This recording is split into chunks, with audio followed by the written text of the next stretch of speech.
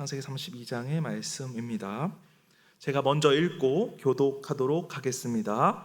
야곱은 홀로 남았더니 어떤 사람이 날이 새도록 야곱과 씨름하다가 야곱을 이기지 못함을 보고 그가 야곱의 허벅지 관절을 치매 야곱의 허벅지 관절이 그 사람과 씨름할 때에 어긋났더라. 그가 이르되 날이 새려하니 나로 가게 하라. 야곱이 이르되 당신이 내게 축복하지 아니하면 가게 하지 아니하겠나이다. 그 사람이 그에게 이르되 내 이름이 무엇이냐? 그가 이르되 야곱이니이다. 다 같이 읽겠습니다. 그가 이르되 내 이름을 다시는 야곱이라 부를 것이 아니요 이스라엘이라 부를 것이니 이는 내가 하나님과 및 사람들과 겨루어 이겼음이니라. 아멘. 오늘 함께 나눌 말씀은 교회 초창기에도 한번 다룬 본문입니다. 하지만 요즘 우리 사회에 흘러가는 모습들을 바라보면서 말씀 앞에 다시 한번 엎드려 묵상하면서 이 시대에 정말 필요한 말씀이겠구나라는 마음이 들어서 다시 한번 정리하여서 준비하였습니다. 그리고 내일은 또 우리 또 중고등부에 또 여름 수련회가 있습니다. 우리 함께 기도함으로 우리 수련회를 위해서도 이따가 함께 기도해 주셨으면 좋겠습니다. 현재 우리나라가 OECD 국가 중에서 자살률 1위라는 부끄럽고 비극적인 왕관을 수년째 또 지금도 벗어나고 있지 못하고 있습니다. 한번 그래프를 띄워주시면 하루에도 수십 명의 귀한 생명이 스스로 목숨을 끊고 있습니다. 얼마 전에 뉴스를 통해서도 온 가족이 함께 극단적인 선택을 했다는 뉴스를 접하고 참 마음이 아프고 비통하였습니다. 그 뉴스의 댓글들을 보면 아이들은 무슨 죄가 있길래 아이들까지 죽음으로 몰고 있느냐? 왜 아이들의 생명까지 부모가 마음대로 결정하느냐라는 댓글의 내용을 보고 참 마음이 안타까웠던 뉴스들이 많이 있었습니다. 누군가는 부유함을 쌓지만 누군가는 어려움에 처하고 있는 현실, 빈부격차가 더욱더 심해지고 있는 현실이 바로 요즘의 시대라고 할 수 있습니다. 전문가들이 왜 이토록 많은 이들이 하나뿐인 소중한 삶을 쉽게 포기하는가에 대해서 분석을 해보았습니다. 이 주된 원인으로서는 이 경제적인 어려움, 제가 말씀드린 이 물질적인 부분들, 하지만 이 물질 하나만 가지고는 우리의 생명을 끊는 잘못된 선택을 하지는 않습니다. 이 물질의 부족, 권위의 부족, 명예의 부족으로 말미암아 상대적 박탈감으로 인해서 오는 깊은 외로움 때문에 삶을 끊는 것이죠. 남들은 부동산이나 주식이나 코인으로 벼락부자가 되어서 저만치 앞서가는 것 같지만 나만 뒤처지는 것 같고 나만 실패한 것 같은 이 혹독하고도 아주 가혹한 박탈감이 그 가정 가운데 들어왔을 때, 사탄이 그 가정 가운데 들어왔을 때 사람들의 영혼을 사로잡아서 결국 끝없는 절망의 절벽으로 몰아넣고 마는 것입니다. 하지만 우리 사랑하는 성도 여러분, 만약에 오늘 살아가는 우리의 마음속에 이러한 박탈감과 불안감, 혹시 세상과의 비교에서 오는 조급함이 가득하다면 이 시간 냉정하게 하나님의 말씀 앞에서 우리 자신을 돌아보기를 원합니다. 도대체 그 박탈감과 이 절망과 그 죽음의 원인, 가장 깊은 밑바닥에 있는 그 심연에 있는 사탄의 죄가 무엇일지를 살펴보길 원합니다. 그것은 바로 내 인생의 주인이 나고 내가 내 힘으로 내 인생을 증명해내야 한다라는 중압감, 그리고 하나님 없이 세상 속에서 나를 끊임없이 증명해야 되는 타락한 인간의 탐욕이라고 볼 수 있습니다. 내가 인생의 보좌에 앉아서 내 힘과 지혜로 살려고 노력하고 발버둥 치려 하는데 이 사회와 이 사회의 타이밍들은 맞지 않고 그 기반들을 흔들리고 나의 계획대로 되지 않는다면 결국에는 인생 전체가 끝난 것처럼 절망하면서 극단적인 선택까지 내몰리게 되는 것입니다. 이것이 바로 신학적으로 볼 때는 하나님의 주권을 상실한 인생의 전적인 무능이고 그리고 절망이라고 할 수 있습니다. 오늘 본문에 등장하는 야곱이야말로 이러한 타락한 인간의 대표적인 표본이라고 볼 수 있습니다. 그는 우리가 잘 알다시피 형들을 속이고 연로한 아버지를 속이고 삼촌 라반의 집에서 20년 동안 수단과 방법을 가리지 않고 정말 영리하고 교활하게 잘 살았습니다. 자기 수완과 열심으로 가정을 이루고 재물을 모았으니 그는 자기 인생을 스스로 쥐락펴락하면서 주도권을 확실하게 잡았다라고 생각하며 스스로가 똑똑한 사람임을 자처하면서 살았을 것입니다. 그러나 하나님은 오늘 이 야곱을 홀로 남겨진 야복강이라는 그 지명의 강에 불러서 그의 인생을 끌어오신 진짜 주인이 너가 진짜 의지해야 될 사람이 누구인지, 진짜 의지해야 될 대상이 누구인지를 뼈아프게 깨닫게 하고 계십니다. 오늘 본문의 야복강에서 야곱이 어떤 사람, 그라는 그 명칭으로, 그라는 지칭으로 곧 하나님의 사자와 밤새도록 씨름하는 장면이 등장합니다. 이 대목에서 히브리어의 원어적인 구조로서는 언어 유희가 담겨져 있다라고 합니다. 히브리어 원어로 보면 한번 띄워주시면 한번 그 다음 띄워주시면 야곱이 이 야복강에서 야곱을 하는 장면이 나옵니다. 야복과 인명인 야곱과 그리고 씨름하다라는 동사인 야바크라는 발음이 동일한 의문을 띄우면서 이 언어 유희를 통해서 야곱이 얼마나 하나님이라는 절대 주인을 만났을 때 그 의미를 강조하고 있는 것입니다. 남의 발꿈치를 잡은 자, 속여 빼앗는 자라는 뜻을 가진 야곱은 이 야복강에서 하나님과의 씨름을 하여 완전히 깨어져 버리고 하나님과의 씨름을 통해서 완전히 내 인생의 주도자가 바뀐 자로서 오늘 이 말씀에 등장하고 있습니다. 구약의 백성들에게 야복강이라는 지명만 들어도 피조물인 인간이 감히 하나님과 씨름하여 자기 힘을 완전히 내려놓고 완전히 하나님께 두 손 들고 항복한 은혜의 현장이 바로 이 야복강의 현장이 되는 것입니다. 이렇게 보잘것없는 피조물이 야곱이 감히 하나님과 씨름을 할 수 있었던 것도 은혜였었습니다. 과연 그 순간에 야곱이 그 상황에 주도권을 준 자도 아니었습니다. 하나님께서는 야곱을 창세전부터 당신의 자녀로서 야곱의 인생으로서 그가 우상처럼 주고 있던 자기 주도권을 완벽하게 꺾으시기 위해서 구속사적으로 개입하시고 오늘 본문의 말씀에 하나님의 현현으로 등장하시게 됩니다. 오늘 본문을 통해서 하나님께서 야곱의 삶을 어떻게 개입하시고 무너뜨리시는지를 한번 세 가지를 통해서 살펴보기를 원합니다. 우리 첫 번째 한번 띄워주시면 한번 다 같이 한번 읽어보겠습니다. 시작. 자기 인생의 주도권을 맞습니다. 하나님께 자기 인생의 주도권을 주지 않는 것은 죄라고 할 수 있습니다. 내 인생의 주도권이 하나님을 믿지 않고 복음을 접하지 않은 사람들은 내 자신이 내 인생의 주도권이기 때문에 내가 열심히 공부해야 되고 내가 열심히 능력을 키워야 되고 내가 열심히 인맥을 키워야 되고 하는 것들에 매진을 하는 반면에 정말 하나님을 믿고 정말 교회에서 주님의 말씀을 듣고 하나님을 영접한 사람이라면 자기 인생의 주도권이 하나님께 있음을 인정하면서 나아갑니다. 야곱의 지난 삶을 보면은 그는 형 에서가 400명의 군사를 끌고 온다는 소식을 듣고 생명의 위협이 느끼자 야곱은 스스로의 머리를 굴리고 스스로의 두뇌를 회전을 시켜가지고 자신의 재산과 가족을 보호하기 위해서 가축대를 앞뒤 여러 그룹으로 나누어서 자기의 재산을 보호하기 위한 치밀한 계산을 세우기도 합니다. 참으로 그는 똑똑하였지만 자기 인생의 주도권을 놓지 않으려는 인물로서 묘사가 됩니다. 오늘 살아가는 우리의 모습도 그러합니다. 영혼의 평안을 하나님께 구하기보다는 부동산이나 주식이나 코인이나 집 대출에 영혼까지 끌어모아서 세상의 기회를 잡으려고 애쓰고 있지 않습니까? 내 인생의 주도권을 내가 쥐고 미래를 대비하겠다라는 등 그것이 바로 하나님을 떠난 인간이 걸어가는 야곱의 방식이었습니다. 그러나 하나님의 주권과 통치를 인정하지 않는 모든 인간적인 열심과 계획은 본질적으로 하나님을 불신하는 자기 의존이라는 아까 말씀드린 죄 가운데 있는 것입니다. 인간이 자기의 실력과 경험과 재물을 의지하면서 인생을 주도하면서 살 때 그것은 겉으로 훌륭한 생존 전략처럼 보일지라도 실상은 하나님이 없이 성을 쌓으려는 바벨탑과 같다라는 것입니다. 하나님이 없는 인생의 주도권은 결국 극심한 허무와 절망을 낳을 뿐입니다. 하나님을 떠난 자의 모든 성공은 결국 바람을 잡는 것과 불과하다라는 것입니다.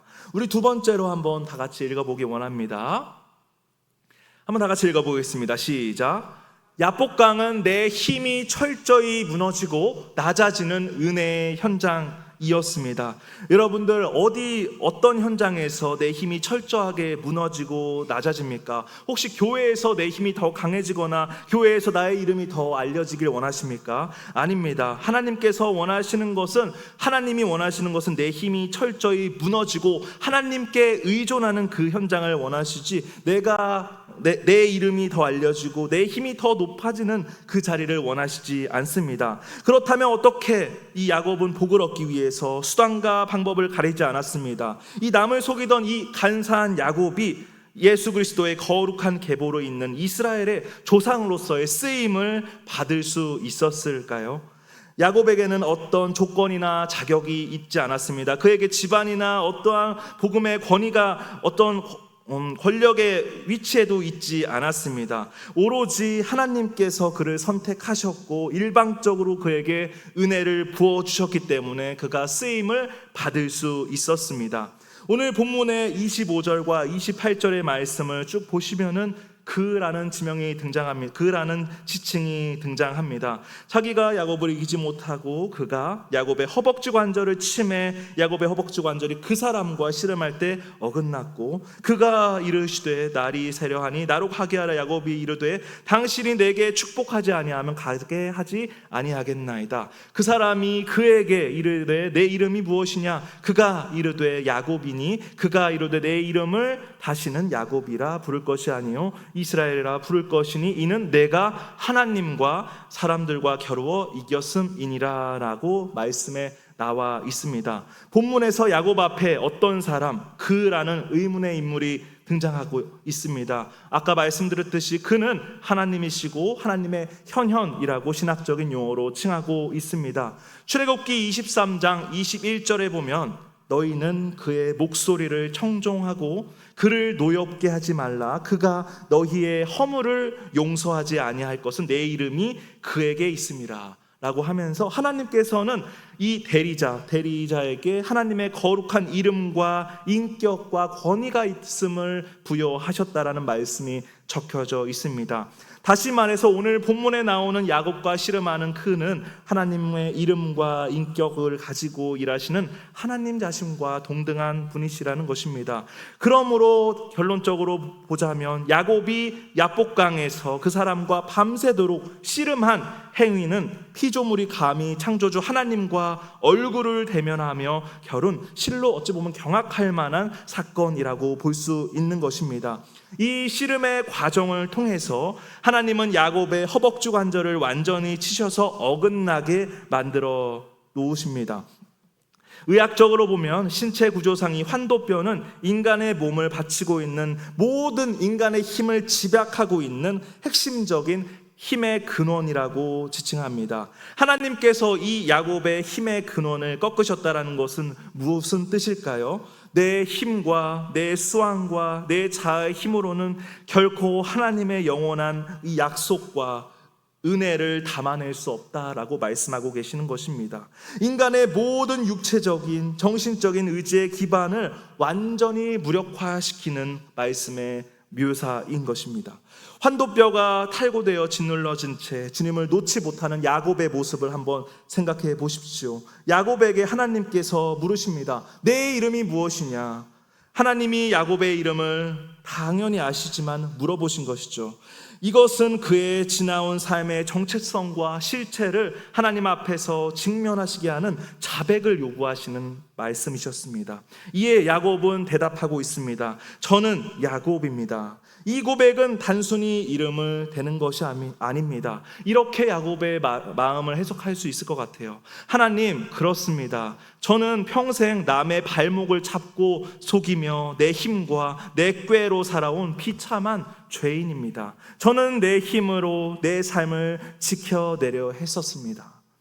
자신의 전적인 무능을 드디어 하나님 앞에서 깨닫고 하나님 앞에서 솔직하게 자백하는 순간입니다. 세 번째 한번 다 같이 읽어보기 원하는데요. 제가 읽어드리겠습니다. 야곱이라는 헛된 자아가 죽고 이스라엘이라는 구원의 역사가 시작되었습니다. 환도뼈가 부러진 야곱, 힘의 근원을 잃어버린 야곱, 정말 내가 가지고 있는 능력과 내가 가진 직업과 내가 가지고 있는 어찌 보면은 보험책들이 무너진 것입니다. 하나님을 주권됨을 인정하지 않고 살아온 그 모든 순간이 다 무너진 이 야곱은 이제 하나님의 바짓가랑이를 붙들고 자신을 축복해달라고 간절히 부르짖습니다. 본문의 26절의 말씀을 보면 이렇게 나와 있습니다. 그가 이르되 날이 세려하니 나로 가게 하라. 야곱이 이르되 당신이 내게 축복하지 아니하면 가게 하지 아니하겠나이다.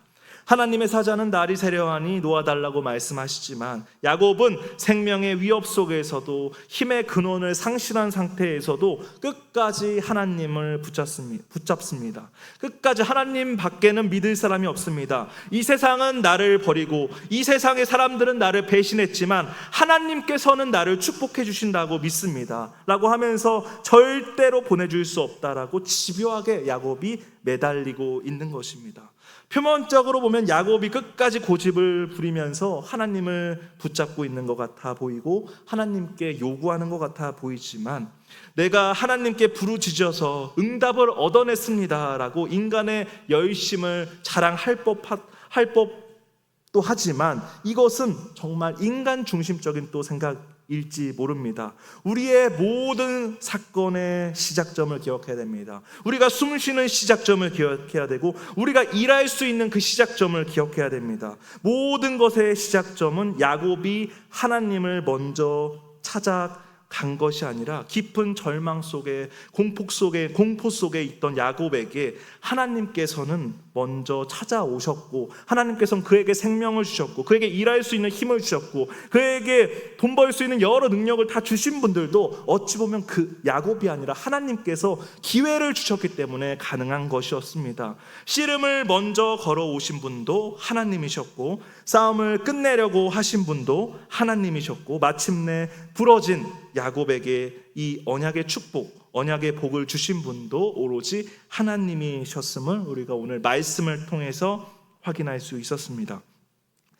야곱에게는 마치 선택권이 존재하는 것처럼 보이지만 하나님께서는 모든 것의 시작과 알파와 오메가가 되셨습니다. 우리가 우리 인생을 살면서 내가 결정하고 내가 모든 걸 하는 것 같아 보이지만 내가 결정하기 전에 그 모든 상황과 자연과 모든 조건은 하나님이 주셨음을 기억해야 됩니다. 그래서 다시 말해서 자기 의존적인 태도와 내가 자기주도적으로 사는 모든 것들은 어찌 보면은 죄라고 볼 수 있는 것이죠. 하나님이 만들어 놓은 세상 속에서 친정한 주인이심을 인정하면서 우리는 그 의지를 하나님께 의지하므로 나아가야 됩니다. 하나님은 과거의 야곱, 자기의 힘으로 살아보려고 했던 이 타락한 자아를 철저히 죽이시는 장면이 오늘 본문의 말씀입니다. 그리고 그에게 비로소 새로운 정체성과 신분과 곧 새로운 이름을 부여하고 계십니다. 내 이름이 다시는 야곱이라 부를 것이 아니요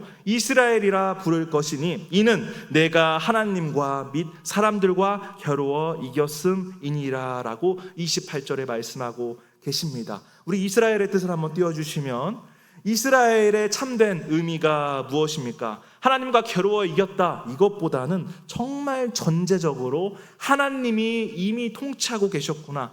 내가 발버둥치고 있었는데 이 망망대해 속에서 배에 내가 선장인 줄 알았는데 이 바다를 만드신 분도 하나님이시고 이 배의 키를 만들 수 있는 물질적인 걸 허용한 것도 하나님이시고 그리고 내가 판단할 수 있는 그리고 내가 이 세상을 다스리고 그리고 충만하게 할 수 있는 이 능력까지 통치할 수 있는 능력을 주신 분도 하나님이시라는 그 의미를 담아서 이스라엘이라는 의미로서 야곱에게 이름을 바꾸어 부르게 하십니다. 이것은 무엇을 의미합니까? 이제 야곱의 인생에서 인생의 주어가 나에서 이제 하나님으로 완전히 바뀌었다라는 선언이라고 볼 수 있습니다. 내가 내 인생을 다스렸던 야곱의 시대는 완전히 끝나고 전능하신 하나님께서 내 삶을 주권적으로 다스리시고 책임지시는 이스라엘의 시대가 열린 것입니다. 말씀을 맺겠습니다. 사랑하는 성도 여러분, 우리 인생의 성패는 어디에 달려 있습니까? 혹시 내 삶의 주어의 자리에 혹시 하나님보다 여러분들의 가족과 우리가 아니면 본인의 이름이 더 높게 달려 있지는 않습니까? 만약에 여전히 인생의 주어의 자리에 나를 두고 세상의 비교급으로서 속에 다른 사람과 비교하면서 바라본다면 평생을 어려움과 열등감과 자격지심과 무거운 불안감, 수많은 나르시스트들이 정말 많죠. 그리고 소시오패스, 그리고 모든 것들의 죄의 근원은 하나님이 인생의 주어가 아니었기 때문에 발생한 죄의 결과물이라고 볼 수 있습니다. 내가 내 인생을 책임져야 되는 것만큼 엄청나게 내가 내 인생을 책임져야 되는 것만큼 정말 힘들고 고생길은 없습니다. 내가 내 인생을 책임지는 것보다 내 인생을 하나님께 맡기고 나아갔을 때 우리의 마음속에 있는 어려움들은 사라질 줄을 믿습니다. 전능하신 삼위일체 하나님이 우리의 마음과 삶의 진정한 주어로 들어오신다면 우리가 세상의 비교와 그리고 세상의 어떠한 뉴스들, 세상의 어떠한 타인과의 여러 비교군들이 하나도 흔들리지 않을 것임을 믿습니다. 왜냐하면 나의 생명과 건강과 재물과 미래와 그리고 내 영혼의 구원이 세상에 풍조에 있는 것이 아니라 오직 만유의 주제이신 하나님의 주권적인 손길 아래 있음을 온전히 믿기 때문입니다. 사랑하는 향기로운 교회 성도 여러분, 우리 인생의 주어가 누구입니까? 이 모든 것은 만약에 나였다면 이 모든 것은 허무하게 무너질 야곱의 길이었을 것입니다. 오늘 본문을 통해서 이 야곱이 자신의 힘으로써 하나님을 이겨낸 영담으로써 인간적으로 요구해서 성공한 사람의 뒷줄을 잡은 그런 이야기가 아니라 정말 나의 진정한 생명줄을 잡고 정말 내 인생의 세상이 아니라 세상을 만드신 분, 세상을 모두 주관하시는 그 주인이신 하나님을 붙잡은 사건으로서 기록되어져 있음을 우리는 보았습니다. 하나님께서는 고집스럽고 교만한 야곱을 거룩하게 만들어 주셨고 그리고 거룩할 수 있게 그의 앞으로를 만들어 주셨습니다.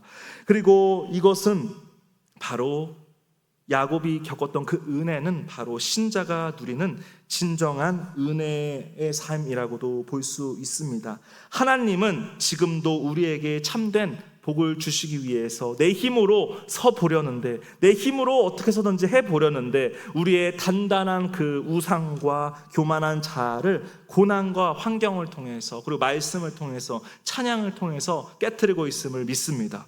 사랑하는 성도 여러분, 말씀 맺겠습니다. 야복강에서 내 힘과 고집을 완전히 내려놓으시기를 간절히 바랍니다. 나의 전적인 무능을 고백하고 하나님의 완벽하신 통치와 주권 앞에 항복할 때 우리는 세상이 줄 수 없고 빼앗을 수 없는 하나님의 진정한 평안, 그 샬롬을 누리게 될 줄을 믿습니다. 오늘 거룩한 이 수요 기도의 밤 거룩하게 만들어주신 분은 하나님이십니다. 내 인생의 주어의 자리에 앉아있던 나라는 우상을 십자가에 못 박고 오직 하나님을 내 삶의 유일한 주어로서 모시고 받아들이는 복되고 거룩한 밤이 되시기를 주님의 이름으로 소망합니다. 우리 함께 기도하시겠습니다. 하나님 아버지, 감사합니다. 오늘 이 시간 내 힘이 인생의 주인 되어 살았던 우리의 이 완악함, 이 죄를 주님 앞에 회개함으로 나아갑니다.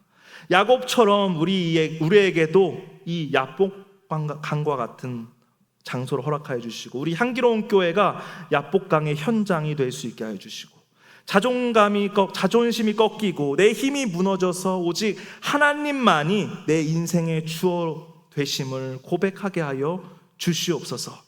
우리 성도님들 중에서도 가정과 건강과 육아와 경제적인 부분들 씨름하는 영혼들이 있다면 이것이 단순한 고난으로 끝나는 것이 아니라 그 씨름을 통해서 하나님의 이름을 더 부르게 되고 더 찾게 되는 은혜의 야복강의 시간이 된 줄을 믿습니다. 이 모든 말씀이 주님께서 이끌어 주셨고 우리의 인생의 주인이신 예수 그리스도의 이름으로 기도드립니다. 아멘.